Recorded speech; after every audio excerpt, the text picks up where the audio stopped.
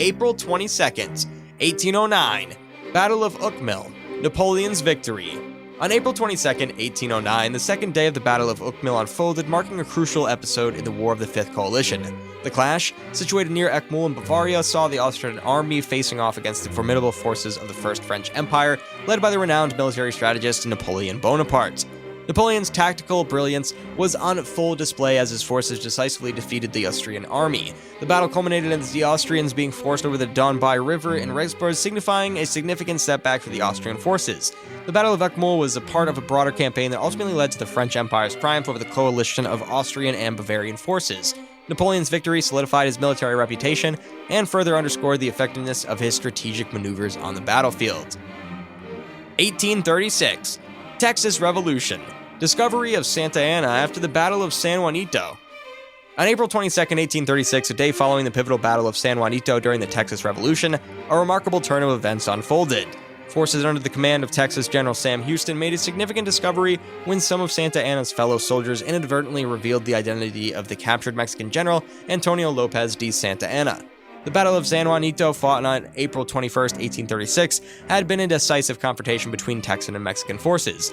Texas achieved a resounding victory, securing its independence from Mexican rule. In the aftermath of the battle, as Texas forces sifted through captives, they stumbled upon Santa Anna, who had attempted to conceal his identity to avoid repercussions. It was a moment of historical consequence, as the capture of Santa Anna played a key role in shaping the course of the Texas Revolution. His captivity led to negotiations that ultimately resulted in the signing of the treaties of Velasco, wherein Santa Anna agreed to recognize Texas as an independent republic. 1889. Birth of Oklahoma City and Guthrie.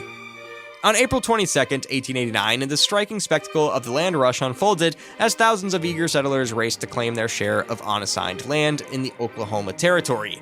At noon, with the firing of a cannon, a chaotic yet momentous event commenced, leading to the rapid establishment of cities, most notably Oklahoma City and Guthrie, within a matter of hours. The land rush of 1889 was a pivotal chapter in the westward expansion of the United States. The promise of free land drew a diverse array of settlers, including pioneers, homesteaders, and opportunists, all seeking to stake their claim in the newly opened territory. The fervor and excitement were palpable as makeshift settlements sprang up almost instantaneously. Oklahoma City and Guthrie, two of the most prominent outcomes of the land rush, saw populations swell to at least 10,000 within the first few hours of settlement.